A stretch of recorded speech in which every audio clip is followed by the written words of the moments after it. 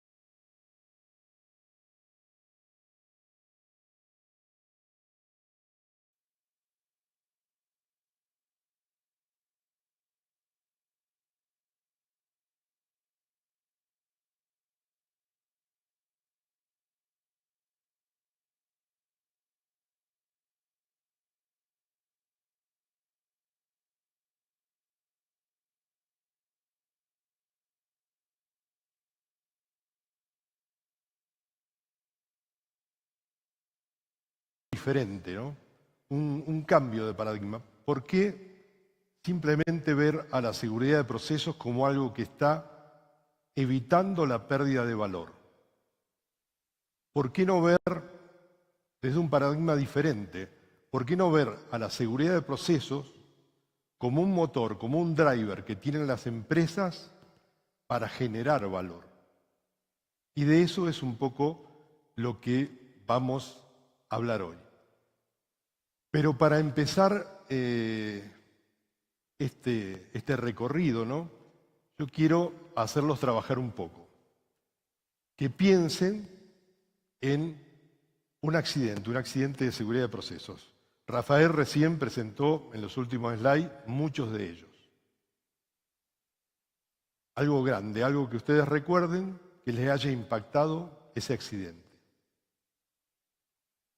ya lo tienen, y yo quiero preguntarles, en ese accidente que ustedes pensaron, si esa organización tenía procedimientos. ¿Tenía procedimientos esas empresas? Seguramente que sí, tenían procedimientos. Hacían auditorías, tenían indicadores. Y entonces, ahí me doy cuenta que yo no hice bien la pregunta, ¿no? Tal vez la pregunta correcta sería, ¿cómo esa empresa gestionaba los riesgos? ¿Cómo esa empresa que tal vez creía que por tener procedimientos, por tener indicadores, por hacer estudios de riesgos, estaba gestionando riesgo? Eso es algo de lo que quiero hablar hoy. Y para empezar, quiero plantearles una cuestión. ¿Cómo las empresas hoy se están relacionando con la seguridad de procesos? Y eso quiero simplificarlo, esto es un tema más complejo, pero yo les traje dos modelos y quiero ver cuál de los dos modelos se refleja en la organización que ustedes están trabajando. El primero es el modelo del cumplimiento. Y ojo que cuando yo les planteo el modelo de cumplimiento, no estoy diciendo que está mal, es absolutamente necesario. O sea, tenemos que cumplir con las normas internas de nuestra empresa, tenemos que cumplir con lo que nos exigen los órganos reguladores, los decretos, las leyes que tiene cada país, y eso es absolutamente necesario, tenemos que cumplir eso. El problema es que cuando ese piso que define el cumplimiento se transforma en techo, y yo planteo, ¿para qué voy a hacer esto si ya cumplo? ¿Para qué voy a invertir en algo más si eso no me lo piden? Y eso es un clásico de las empresas. Cuando uno va a plantear una inversión o una nueva inversión de seguridad de procesos, lo primero que muchas veces se pregunta, ¿eso es necesario? ¿En qué estamos fallando? ¿O qué no estamos cumpliendo? ¿Por qué necesitamos eso? Ese sentido hace que muchas veces los riesgos que están presentes en nuestra organización, no es que desaparecen, dejamos de verlo. Las organizaciones empiezan a perder esa resiliencia, esa cuestión que hace que muchas veces se empiece a construir condiciones para tener un accidente. El otro lado es el mundo del valor sostenible. Ahí el riesgo real está en cada decisión estratégica y eso es algo fundamental. Cambiar la perspectiva de cómo estamos viendo el riesgo. Y cuando incorporamos el riesgo en nuestro día a día y especialmente en nuestras decisiones estratégicas, empezamos a ver el riesgo desde un lugar diferente. Y empezamos seguramente a detectar esas señales débiles que el sistema nos va mostrando o anticipando y que si no las percibimos correctamente podemos caer en tener un accidente catastrófico. De eso es un poco lo que vamos a hablar en los próximos minutos.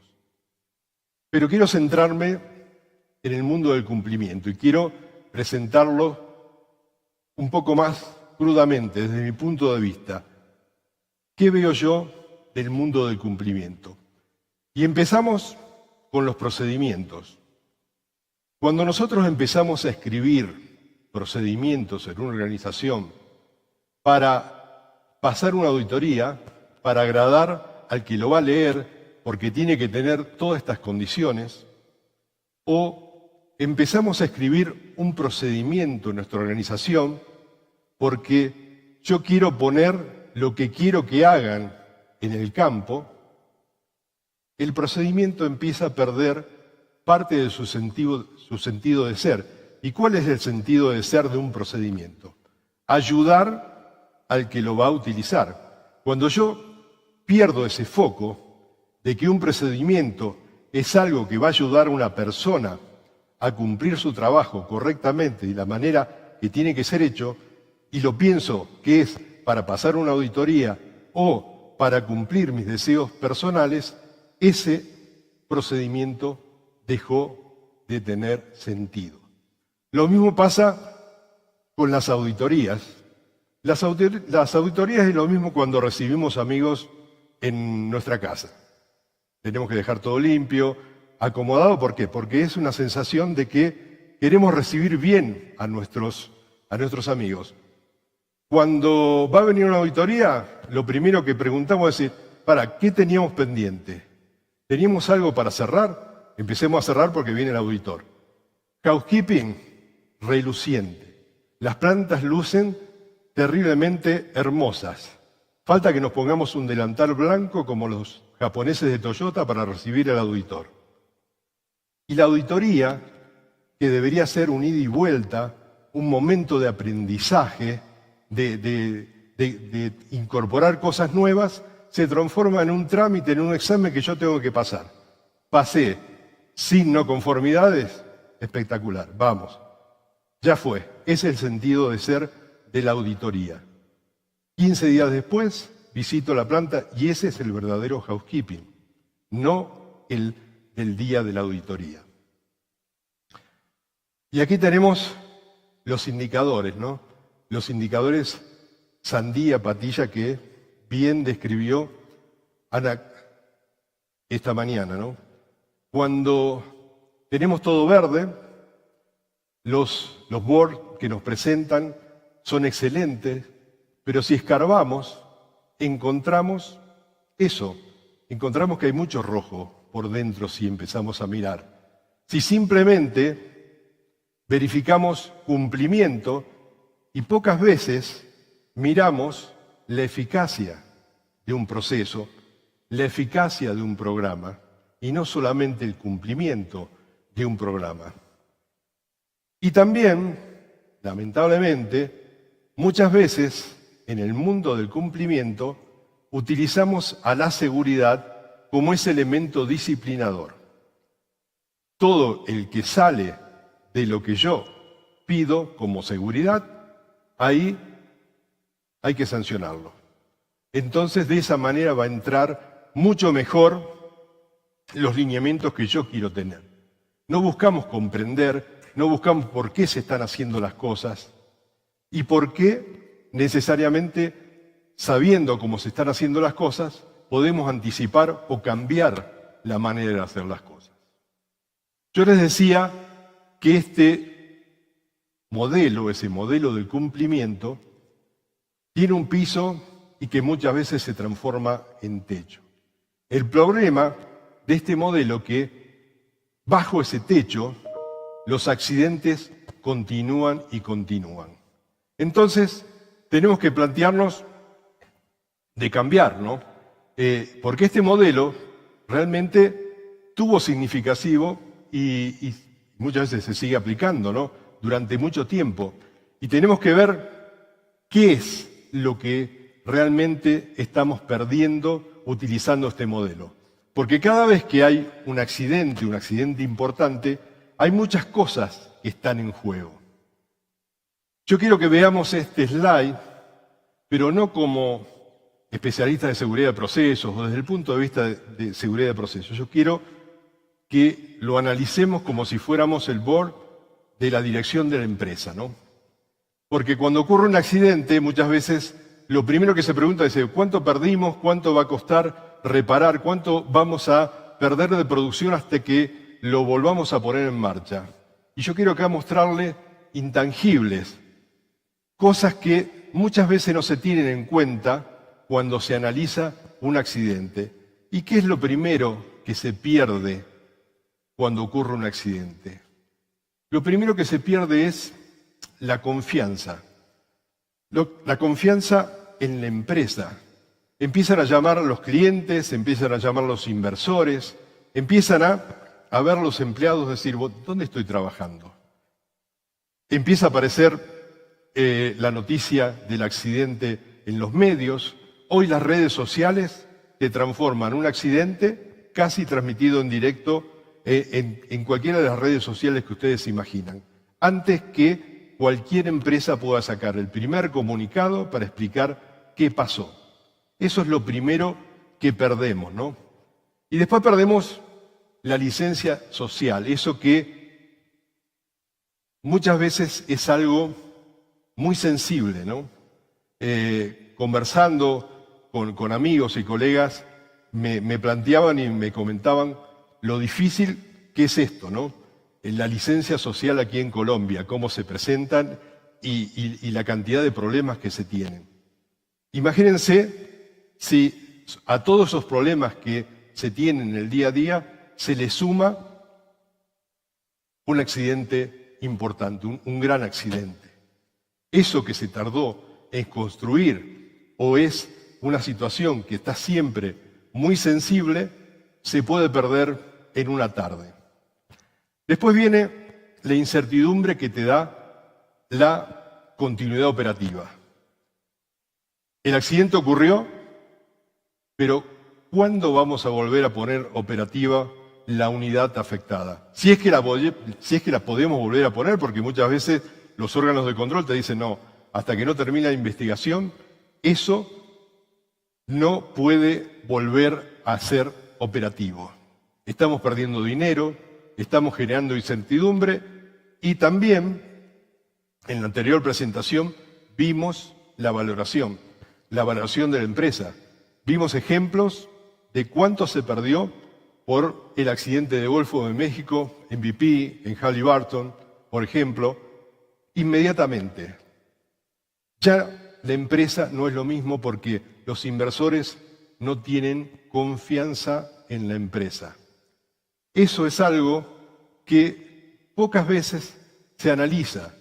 Por último, un tema que normalmente muchas veces no se tiene en cuenta. ¿Y qué es? Los reaseguradores, las compañías de seguros que vienen a hacer inspección en las empresas. ¿Y qué miden esas empresas que vienen a hacer relatorios que después se lo pasan a los financieros? Y en función de eso, ellos analizan y te ponen cuánto pagás de póliza y si la cobertura que te dan es la que vos pediste o te la reducen. Ellos están midiendo confianza en la gestión de riesgo. Y cuando se pierde la confianza en la gestión de riesgo en el grupo que le está generando ese activo, en los cuales ellos pueden tener un montón de pérdida, y si no, pregúntensela a las empresas de seguro que estaban asegurando la plataforma del Golfo de México, cuánto dinero perdieron por ese accidente.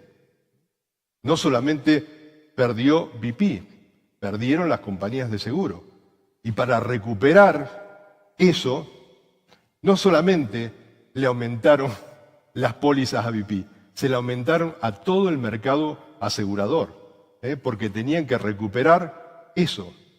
Perdieron la confianza. Y eso es un activo que realmente no podemos comprar por Amazon o por Mercado Libre. Es decir, bueno, quiero 1 kilo de confianza o grajeas de confianza.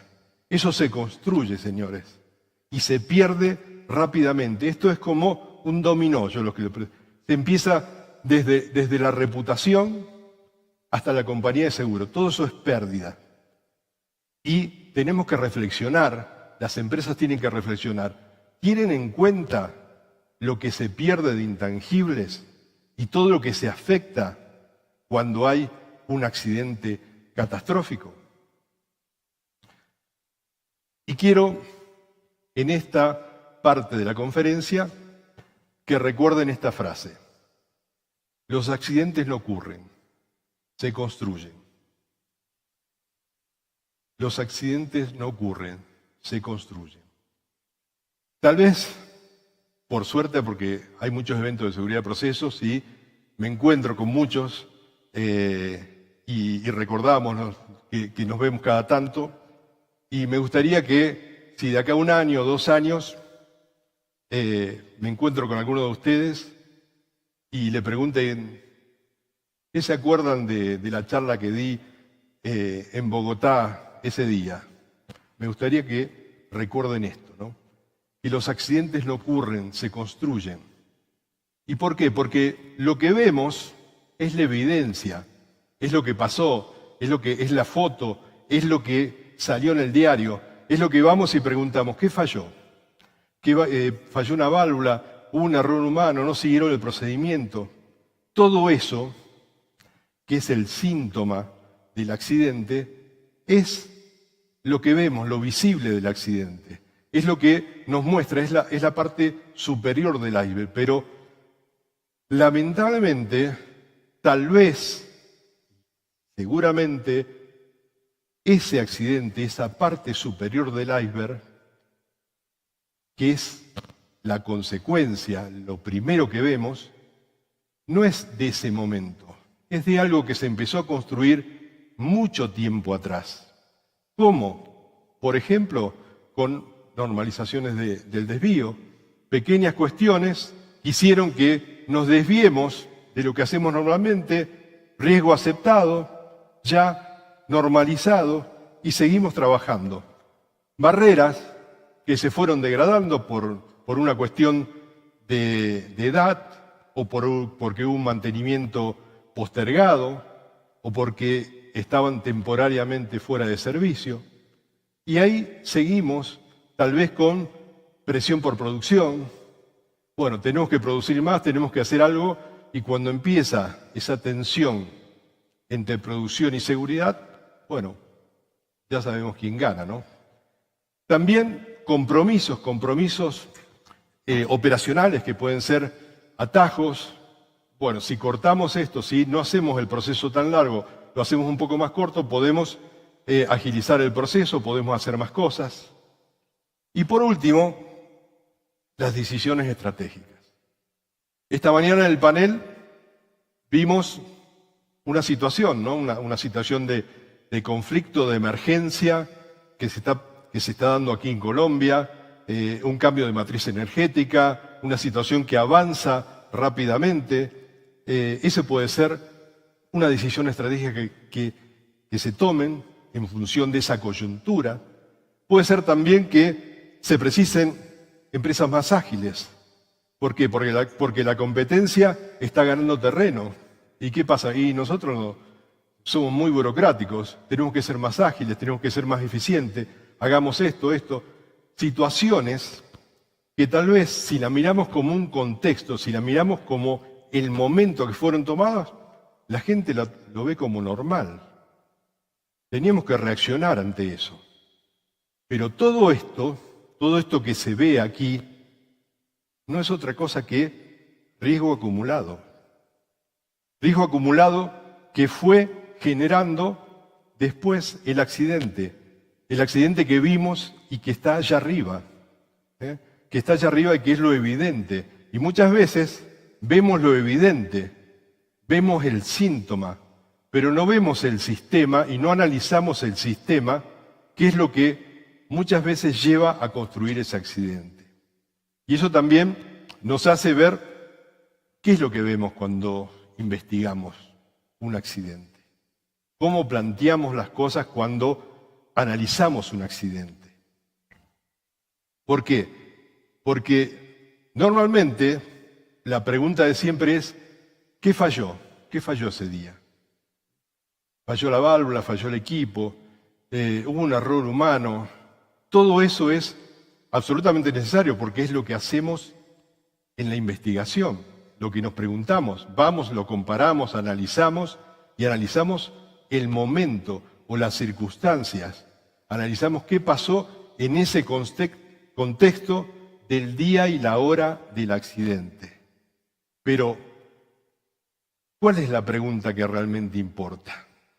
¿Cuál es la pregunta que deberíamos hacernos y que muchas veces no nos hacemos? ¿Qué dejó de funcionar mucho tiempo antes? ¿Qué es lo que realmente tal vez una decisión y hoy se planteaba también, tomado hace mucho tiempo atrás, por tal vez una persona que ya no está más en la organización, nos lleva a que esa decisión o ese momento es el que contribuyó al accidente.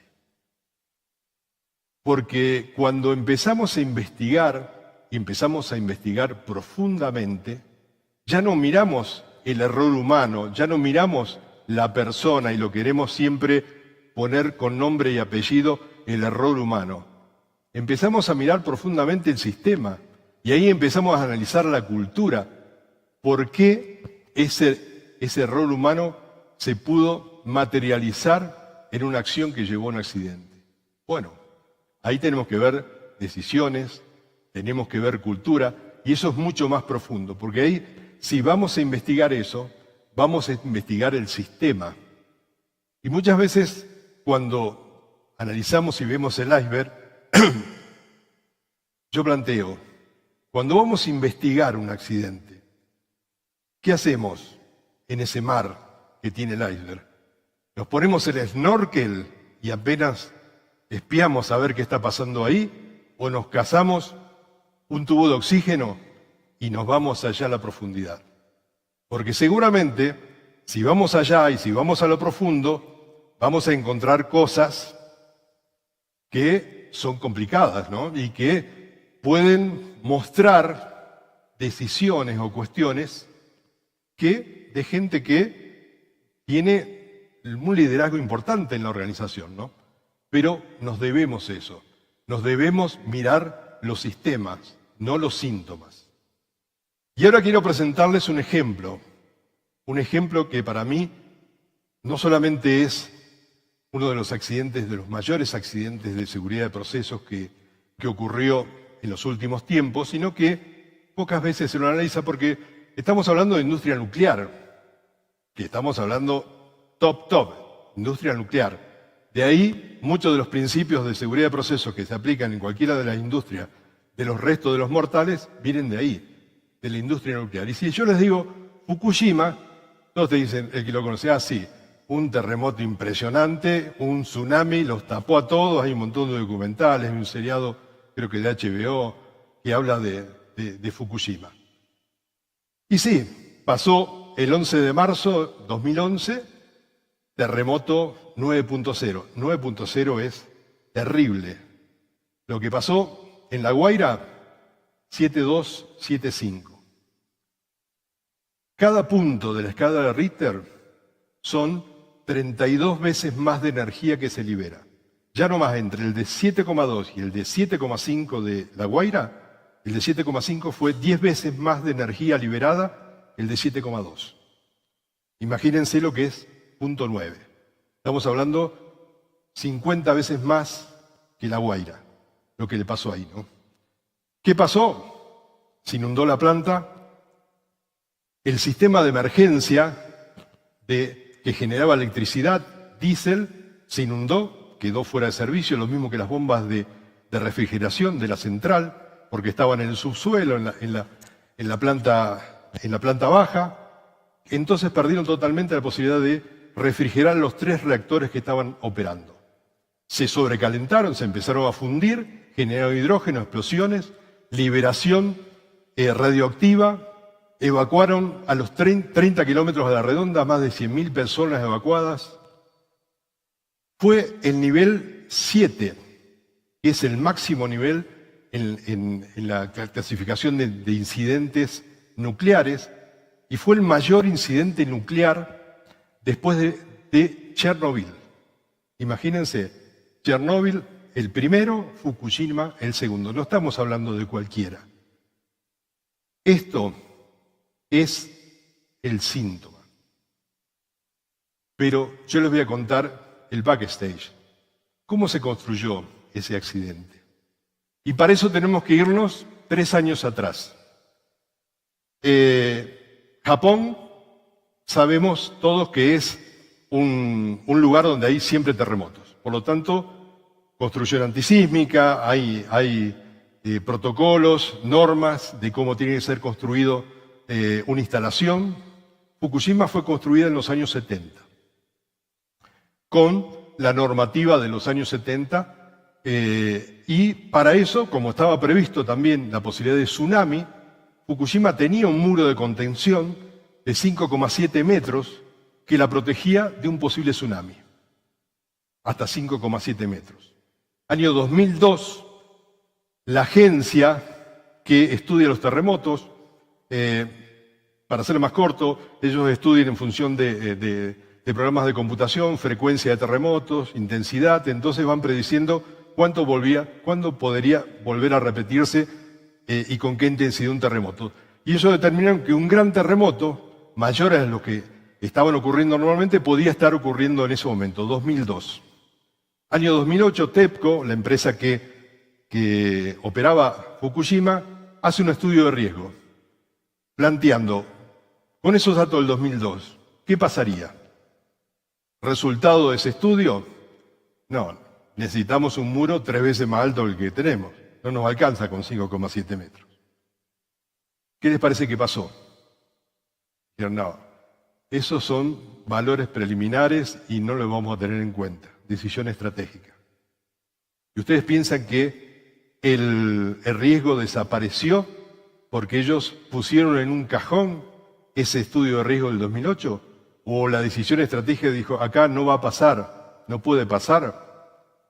Fukushima no sucumbió en marzo del 2011. Empezó a sucumbir en el año 2008, 3 años antes, con decisiones estratégicas, con cuestiones donde no hablar del riesgo me asegura que no va a pasar. No va a pasar hasta hoy, y eso es lo único que me puede asegurar. Nada me va a asegurar que no puede pasar mañana, y les pasó.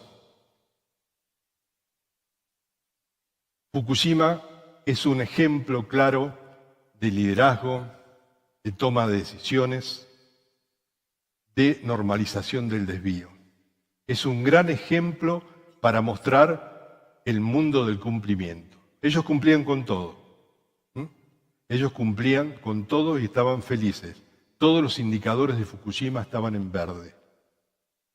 Y pasó el segundo accidente nuclear después de Chernobyl. Y quiero dejarles otro mensaje importante, ¿no? Que una mala gestión de riesgo rara vez destruye una empresa de golpe. Una mala gestión de riesgo rara vez destruye una empresa de golpe. ¿Y por qué les digo eso? Porque cuando aparecen esas cosas como Fukushima, lo primero que decimos, eso le pasó a los japoneses. Pero yo estoy en Bogotá y acá tsunami no hay. Entonces, sí puede haber tal vez movimiento sísmico, pero nunca de intensidad tan grande como eso. Lamentablemente, el deterioro de las empresas es algo crónico, es como una enfermedad crónica, porque si fuera aguda, si un día viene la decisión de los líderes y dicen no, olvidémonos, no vamos a gestionar más barreras, no implementemos más barreras, le damos un mes de vacaciones a todos los bomberos de la planta y seguimos operando. Los tipos están locos, la gente reaccionaría ante una situación así, ¿no? Pero lamentablemente es como una enfermedad de los humanos, una enfermedad crónica, ¿no? Muchas veces las enfermedades crónicas no detectamos los síntomas. Empezamos a detectarlo cuando muchas veces, lamentablemente, hasta es tarde. Lo mismo le pasa a las organizaciones, porque dejan de ver el riesgo, como les pasó a los TEPCO de Fukushima. Y el riesgo está ahí. ¿Y qué es lo que pierden? Es eso, el sentido de vulnerabilidad, señores.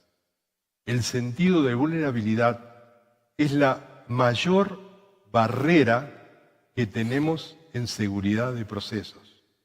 Muchas veces me dicen, hacemos gestión de barreras, hacemos bow tie y te muestran todas las barreras preventivas, las mitigadoras y demás.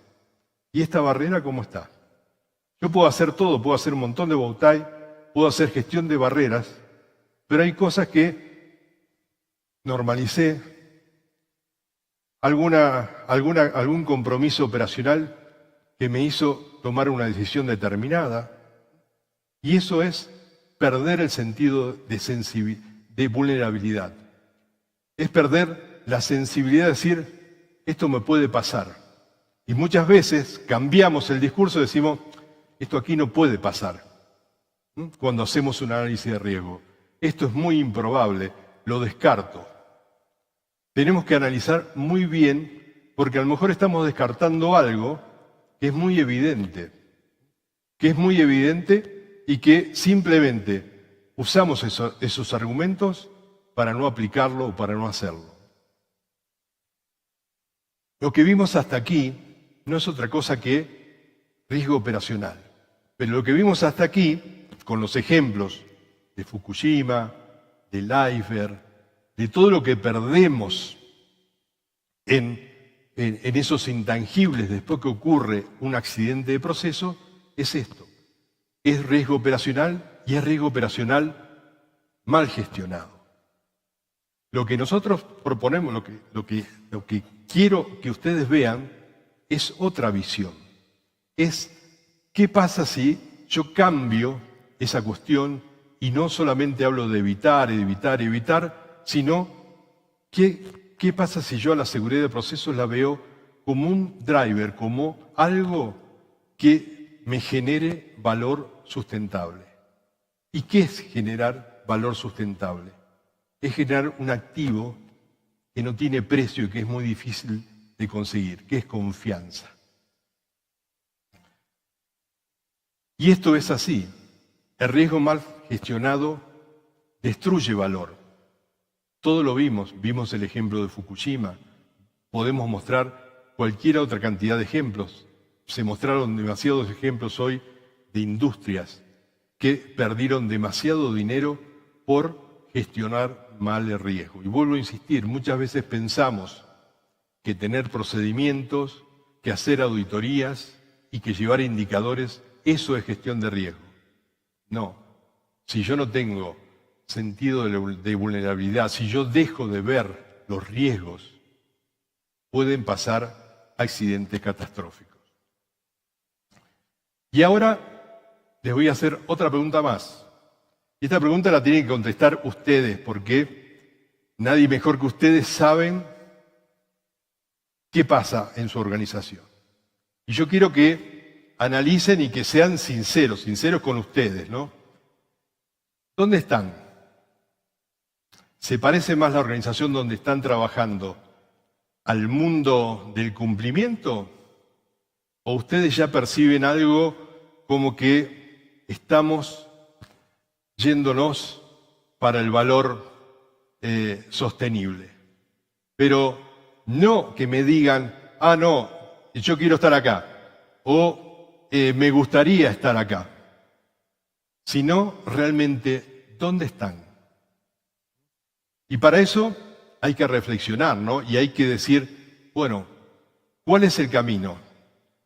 ¿Cómo puedo pasar de ese mundo del cumplimiento al mundo del valor sostenible?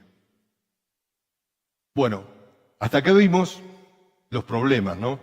Les planteé problemas, solamente todo lo que perdemos con los intangibles, cómo se construye un accidente con decisiones que tomamos muchas veces alejados del momento del propio accidente. Les planteé un caso real como Fukushima. Entonces ahora vamos a empezar a plantear, bueno, ¿qué hacemos con esto? ¿Cómo pasamos de ese mundo del cumplimiento al mundo del valor sostenible? Y para transformar una organización, para impactar una organización y generar ese cambio, lo que tenemos que hacer es cambiar su cultura. Es la manera de cómo se ve el riesgo en esa organización. Porque si yo puedo encontrar una manera diferente de ver riesgo, de poner el riesgo en mis decisiones permanentemente, el sentido de vulnerabilidad aparece solo. Porque yo voy a empezar ahí a trabajar, a detectar esas señales débiles que me da el sistema y voy a aprender antes de que ocurra el accidente. Esto no lo hace una persona. Esto no lo hace un consultor que le digo, bueno, te pago tanto, cambiame, pasame de acá para allá. Eso no es un proyecto que se le paga a una empresa de ingeniería y te lo entrega llave en mano. Esto tiene que haber compromiso. Compromiso que tiene que ir desde la más alta dirección hasta la última persona propia y contratista de la organización. ¿Y cómo se hace?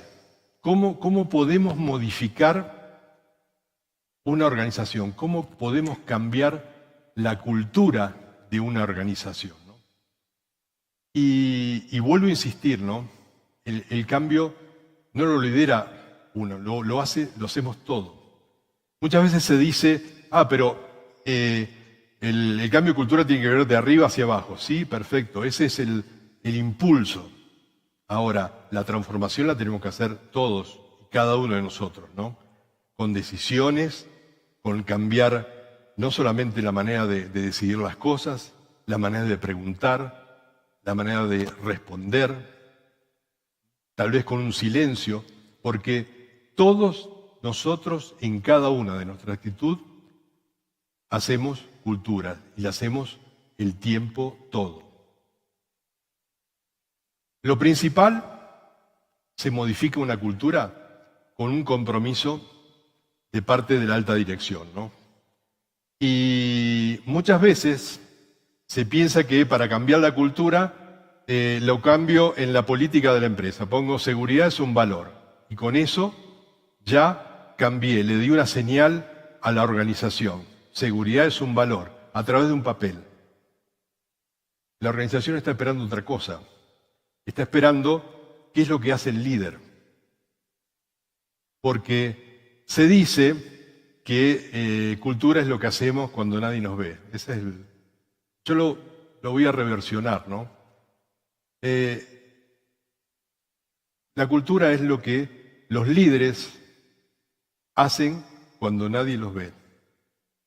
Pero también hacen cultura cuando lo están viendo. Y eso no hay que olvidarse. Cuando, por ejemplo, se va a presentar un proyecto de inversión y el líder pregunta, ¿cuánto vamos a producir de más? ¿Cuál va a ser el repago, el retorno de la inversión? Ya está. El mensaje es claro. Lo más importante es producir más y recuperar rápido el dinero. Seguridad de proceso está incorporado en ese proyecto, pero ya como una parte administrativa, como un complemento dentro del proceso del proyecto. Un mensaje vale más que 1000 palabras en un discurso del Día de la Seguridad. Ese mensaje de decir qué preguntar primero está construyendo cultura. Y después vienen los mandos medios. Mandos medios yo llamo a los supervisores, a los jefes, a los coordinadores, ¿no? Esa es tal vez la bisagra de la cultura y es la parte, para mí, principal de la organización y tal vez siempre la más olvidada, ¿no? Porque ellos reciben el mensaje de la alta dirección y ahí pueden hacer dos cosas. O lo transmiten hacia abajo y lo cumplen o son refractarios. ¿Y por qué son refractarios ahí? Porque ellos viven en permanente tensión. Producción, mantenimiento, cumplimiento de plazo, reducción de costo, cumplimiento de normas de seguridad, y a veces reciben mensajes contrapuestos, ¿no? De arriba se reciben un mensaje y en su línea reciben otro. ¿Y qué hacen esa gente? Si de repente un supervisor viene uno de sus operadores y le dice, paré el trabajo porque encontré condiciones en la entrega del trabajo que no son las adecuadas. La respuesta del supervisor puede ser 2 veces. Espectacular. Tomamos nota y en la próxima entrega de trabajo modificamos la manera de entregar el trabajo. O le dice, che, pibe, 2 horas perdimos con eso. ¿Por qué no lo solucionaste otra vez? Me hubieras llamado y lo arreglamos. ¿Qué pasaría si la respuesta del supervisor fuera segunda. Y la persona no para más nada, y tampoco van a parar sus compañeros. Con su mensaje creó cultura el supervisor. Y por último tenemos a los operadores y los contratistas. Muchos dicen, es la última barrera antes del accidente. Y yo le digo, no, pará, es la primera línea de defensa, porque nadie como ellos conoce los riesgos. Ellos están permanentemente en contacto con los riesgos. Ellos conocen y son los primeros que pueden detectar esas señales débiles que le estamos pidiendo a la organización, que son las que muchas veces empiezan a construir el accidente. Ellos detectan desde un olor, desde una pérdida, desde una vibración, una temperatura, un desvío, pero también cuando ellos dicen, esto no está bien, ¿alguien los escucha? Porque si los escucha y tiene un feedback, ellos van a levantar los problemas, porque ellos saben muchas cosas que ni siquiera son recogidos por un indicador del board de los directivos. Ahora, si no reciben respuesta, olvídate, nunca más van a hacer algo. Y yo les planteé que los grandes accidentes ocurren tal vez por decisiones que se van construyendo. Eso le mostré en el iceberg, ¿no?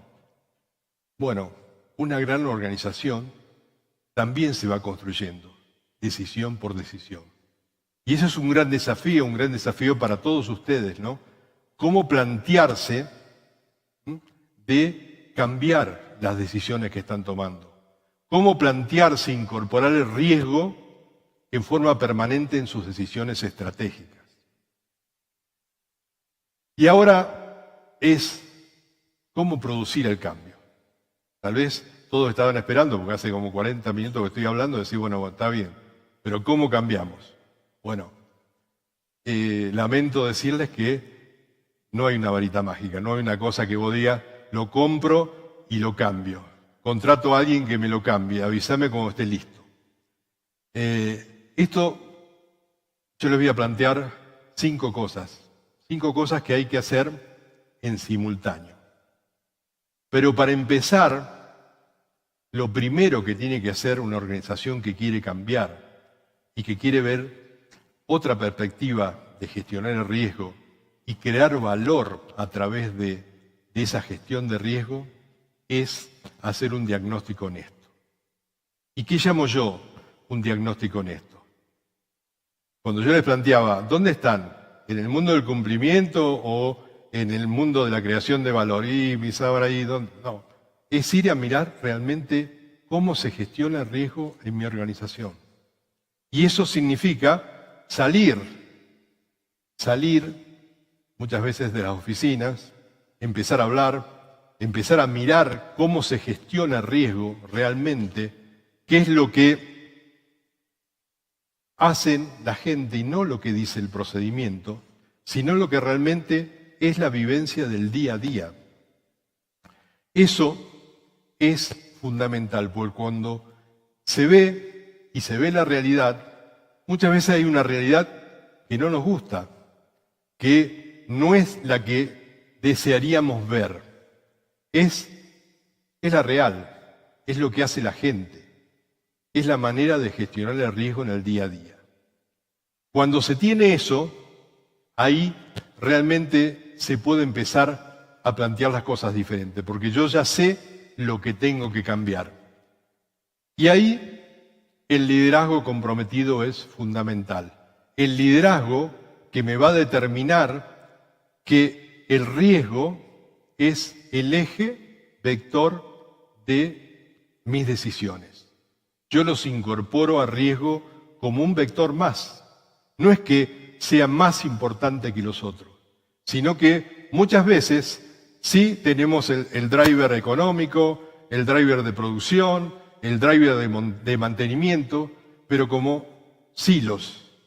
Y no integramos en todas esas decisiones a riesgo. ¿Cuál es el riesgo de postergar un mantenimiento? ¿Cuál es el riesgo de dejar de comprar a un proveedor oficial y comprar a una segunda marca? ¿Cuál es la decisión de no hacer este paso lógico en el proceso de producción? Eso es plantearse el riesgo como eje central de las decisiones. Y después también tener un lenguaje común. Y esto muchas veces no se tiene en cuenta, porque producción habla de producción, mantenimiento te habla de confiabilidad, los financieros te hablan de EBITDA, de retorno de inversión, el de seguridad de procesos te dice pérdida de contención, tier 1, tier 2, todos están hablando del mismo negocio, pero con lenguajes diferentes. Cuando todo el mundo hable de riesgo desde su perspectiva e incorpora riesgo en su lenguaje, el riesgo es el lenguaje común a toda la organización. Y cuando empezamos a tener un lenguaje común de riesgo, empieza el cambio. El cambio en la toma de decisiones. Empieza la organización a tener más sensibilidad. Y después también, siempre los cambios generan, la gente no cree, otra vez, otro programa más, ya me cansé, una vez quisieron hacer esto. Muchas veces hacer un piloto, tomar un sector y hacer un cambio, la muestra vale mucho más que discursos o lanzamientos de programas de cambio. Hacer eso, mostrarle, este es el cambio, en esto estamos siguiendo y esto es lo que queremos hacer. Perdón, que se fue para atrás, no sé por qué. Bueno, ¿y por qué yo me voy a despedir? Y no quiero. ¿Me lo vas a pasar, por favor? Porque no toqué nada y se avanzó. Gracias.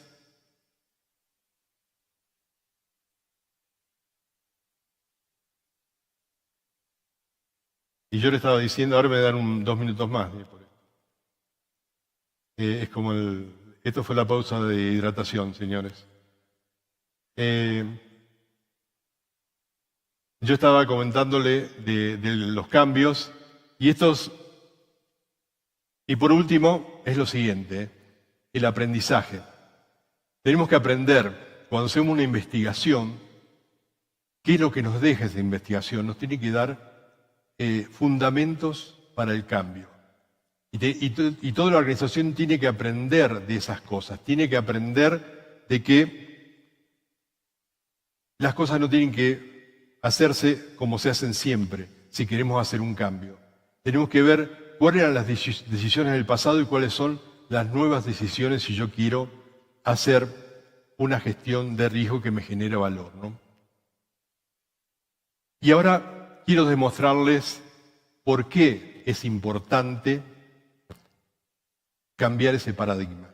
Plantear diferente a la seguridad de procesos, no solamente como algo que evita, sino algo que te puede generar valor. Si yo genero ese cambio en la organización, lo primero que voy a encontrar es confianza en los inversores. Esto piensen como si fuera el riesgo país.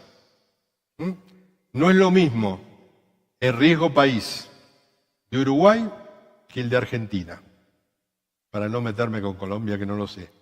Pero es muy bajo el de Uruguay, mucho más alto el de Argentina. ¿Quién consigue dinero más barato en el mercado? Uruguay. Esto es lo mismo.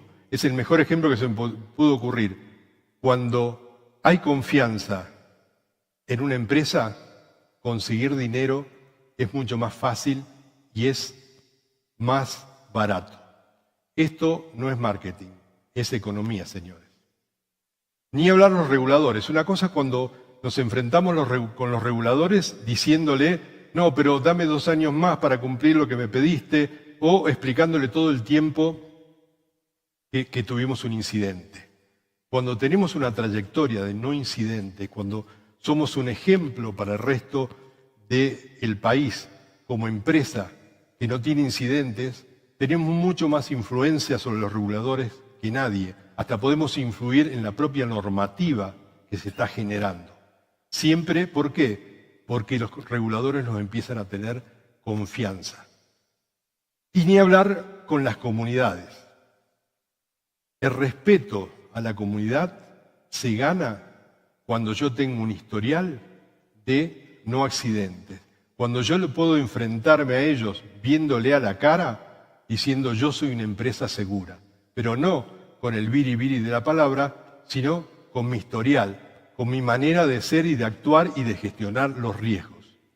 Esa confianza que se gana en la licencia social, no teniendo accidentes, eso no lo consigue ninguna acción comunitaria de los grupos específicos dedicados de las empresas.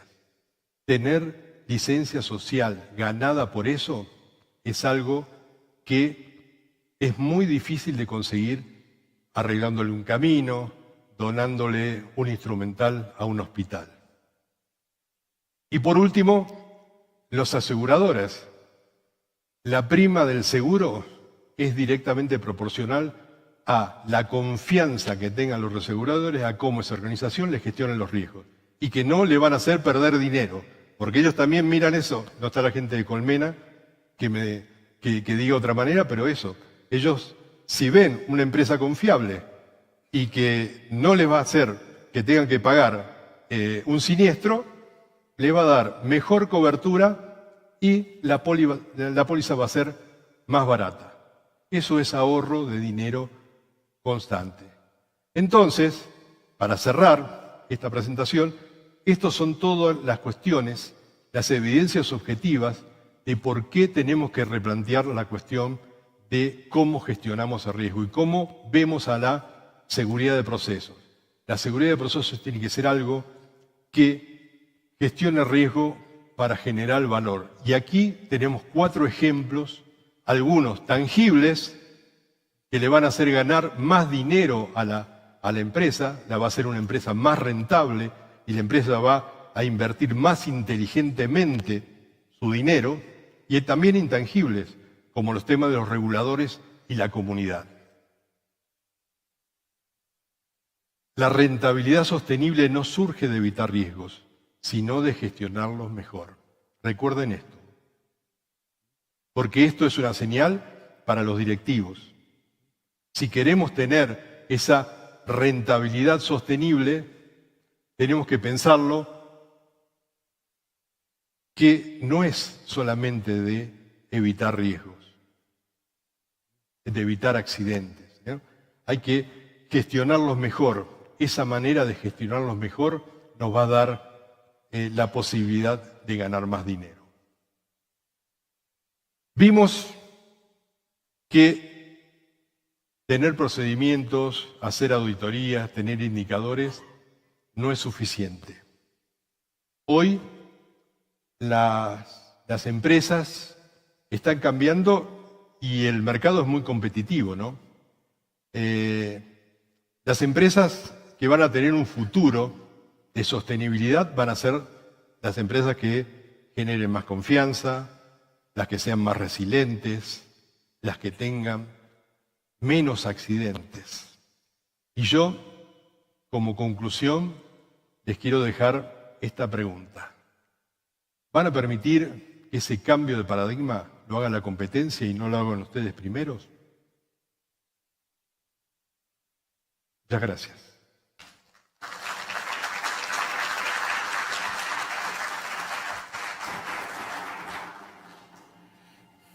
Perfecto, tenemos unos minutitos para un par de preguntas, Gustavo.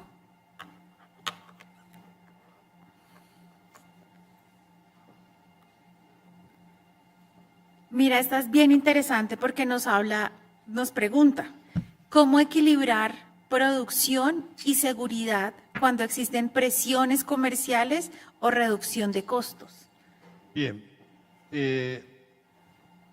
hay 2 clases de comités directivos, ¿no? Los que ante una presión o ante un cambio de mercado optan por el control de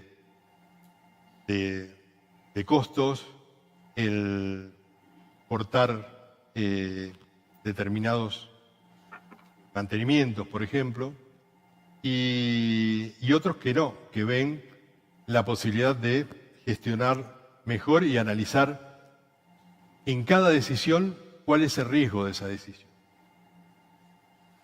Hoy Gustavo Perón nos mostraba un grave accidente y soslayó dentro de su presentación una cuestión. Después de Brumadinho, él dijo, se cambió todo el sector directivo de Vale, que fue el que refundó a Vale desde el punto de vista de seguridad de proceso y su toma de decisiones. Tenemos la oportunidad muchas veces de cambiar nuestro paradigma sin que exista un Brumadinho, porque Brumadinho provocó casi 300 muertes. Necesitamos ver las cosas diferentes. Necesitamos ver e incorporar el riesgo en las tomas de decisiones. Eso nos va a hacer más confiables y más resilientes. No existe esa dicotomía, esa tensión. Y cuando se presentan situaciones, porque se presentan permanentemente, tenemos que actuar con inteligencia. Y tenemos que incorporar el riesgo. No eso es no tomar decisiones, no hacer nada. Es hacerlas con inteligencia donde el riesgo está presente. Si hago esto, ¿cuál es el riesgo? Si hago esto, ¿cuál es el riesgo? Y ahí, en función de eso, sabiendo cuál es el riesgo, tomar la decisión. Y saber cuáles son las consecuencias de, si yo conozco el riesgo, no lo hago, puedo asumir cuáles van a ser las consecuencias. Perfecto, Gustavo, gracias. Tengo dos preguntas adicionales de varias que nos han enviado. En una nos hablan sobre la relación con la autoridad, para que tanto las empresas vean la seguridad de procesos como una inversión, pero también las autoridades y los reguladores vean este tema como una forma de trabajo conjunto en pro del bien común y no como un medio para sancionar según el incumplimiento de algunos indicadores. Bien, el planteo de la pregunta no quiero decir que lo hizo, pero tiene la visión clásica del mundo del cumplimiento. Primero que, disculpen, hago la interpretación, ¿no? Habla de seguridad de proceso, ¿cuánto vamos a invertir? ¿Por qué? Bueno, porque se lo ve, digamos, como una cuestión defensiva o reactiva que tengo que hacer para evitar tener un accidente. Y también eso es la visión del órgano de control, que te dice, hace esto porque no quiero que tengas accidentes. Y eso es una relación que se va cambiando de a poco, ¿no? Yo le voy demostrando a mi órgano de control y cómo me voy demostrando que lo que yo estoy haciendo, primero que tiene un plan, que yo tengo y conozco mis riesgos, que se los muestro y que yo tengo una cadena para disminuir esos riesgos y para hacer a mi empresa más sustentable y más resiliente. Eso es un trabajo que no es de 15 minutos ni de 3 meses. Eso es generar confianza. Cuando yo le genero confianza, que es una de las cosas que yo le mostré en el slide anterior, el órgano controlador te ve diferente. Te ve diferente en el sentido que vos le mostraste un plan y lo estás cumpliendo. Le estás mostrando que no estás teniendo accidente y que cada vez sos más confiable, de que le estás tomando y le explicás por qué estás tomando la decisión. Eso es una relación donde ya la persona que te controla no te va a ver como un posible actor del accidente, tal vez en el futuro, y ese tiene que ser tu objetivo, que seas un ejemplo para el resto de la industria que te toca, en la cual estás trabajando, ¿no? Perfecto. Y tengo una más que tiene que ver con un aspecto técnico, y es el Risk-Based Process Safety, SSPS, se ha consolidado como uno de los marcos de referencia más importantes para la gestión en seguridad de procesos. ¿Existe alguna iniciativa para presentar alguna actualización? Y si es así, ¿hay algún elemento emergente que sea clave que se esté considerando? El que hizo esa pregunta es muy capcioso, un spoiler total. Y no puedo decir mucho más porque se está en el proceso y creo que en el mes de agosto se define todo, porque es muy probable que el CCPS saque una segunda edición de eso, que va a ser un update y va a incorporar una actualización, porque eso es del año 2009, 2010 y bueno, ha evolucionado mucho la industria. Bien, tenemos una novedad, una primicia en este evento. Pero, no se puede decir todavía oficialmente, lo va a comunicar seguramente el CCPS, ¿no? Perfecto, estaremos a la iniciativa y te invitaremos para que nos ayudes luego a divulgar esos cambios. Gustavo, de nuevo, muchas gracias A ustedes, por tu por la ponencia. invitación. Buenas tardes.